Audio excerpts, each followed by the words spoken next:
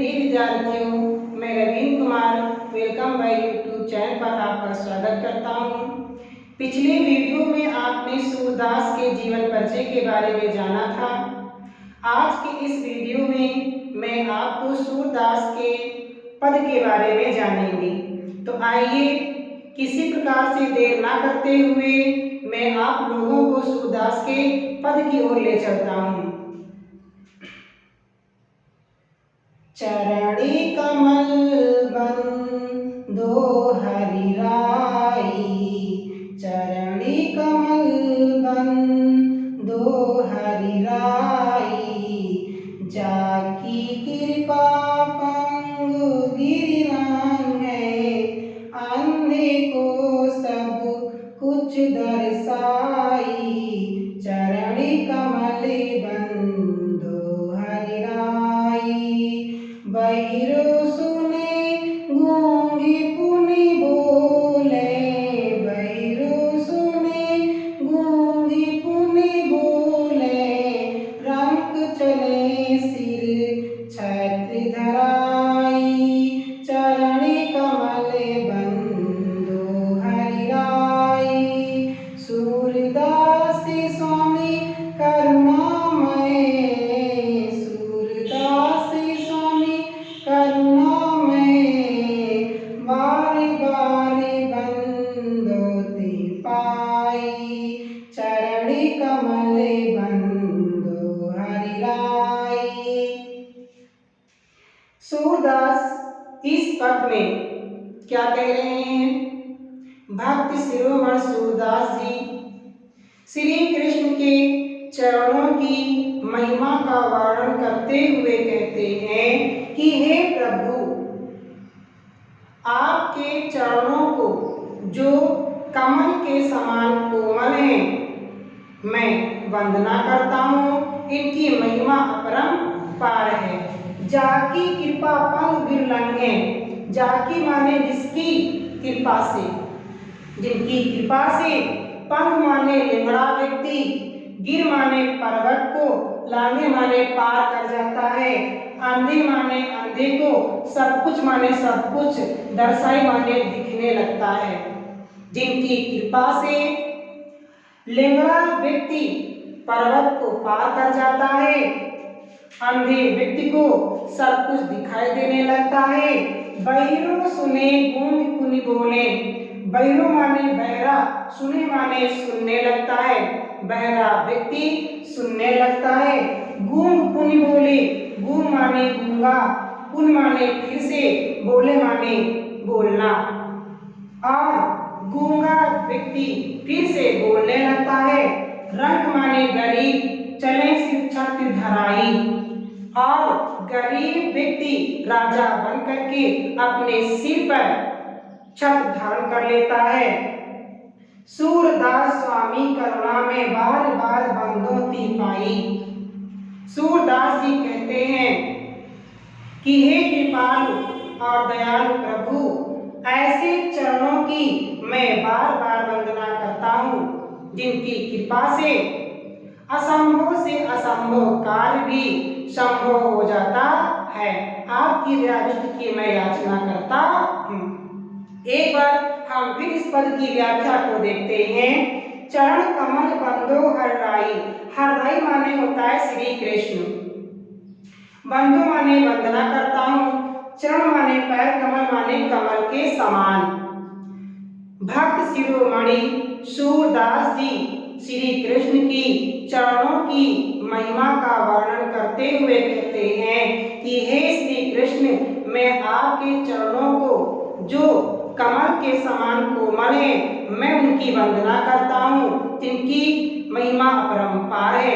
जाकी कृपा पंग गिर लंघे, अंधे को सब कुछ दर्शाई, जिनकी कृपा से लेंगड़ा व्यक्ति पर्वत को पार कर जाता है, अंधे व्यक्ति को सब कुछ दिखाई देने लगता है, बहरा व्यक्ति सब कुछ सुनने लगता है, और गूंगा व्यक्ति फिर से बोलने लगता है, तथा गरीब व्यक्ति राजा बन करके अपने सिर पर छत्र धारण कर लेता है।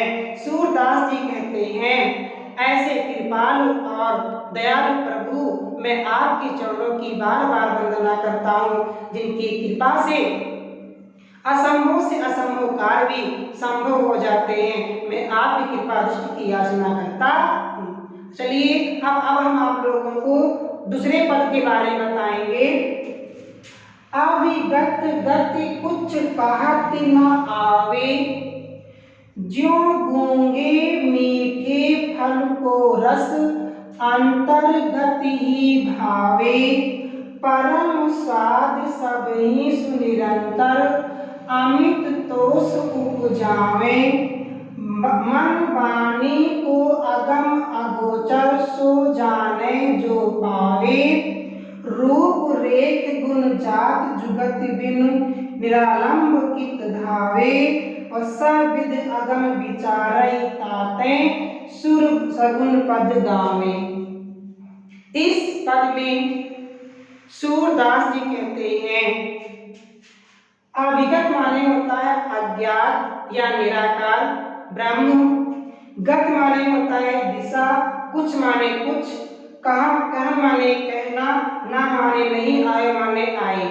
सूरदास जी कहते हैं कि निराकार ब्रह्म के बारे में कुछ कहते नहीं बन रहा है, अर्थात निराकार ब्रह्म के बारे में कुछ कहा नहीं जा रहा है, जिनका ना कोई आकार हो, ना कोई रंग हो, ना कोई जाति हो।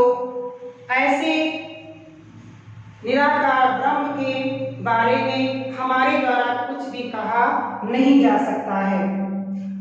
अगर हम वंदना या उपासना के द्वारा हम उन्हें प्राप्त भी कर लेते हैं और अगर हमसे कोई पूछे तो हम क्या जवाब देंगे?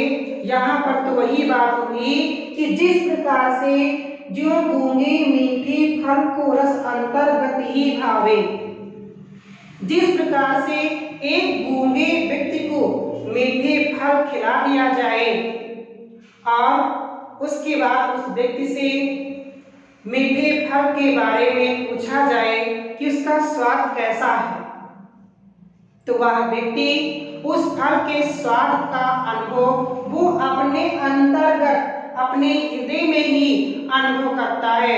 शब्द के द्वारा वो उस स्वाद को बता नहीं सकता है, अपने मन वाणी के द्वारा व्यक्ति नहीं कर सकता है।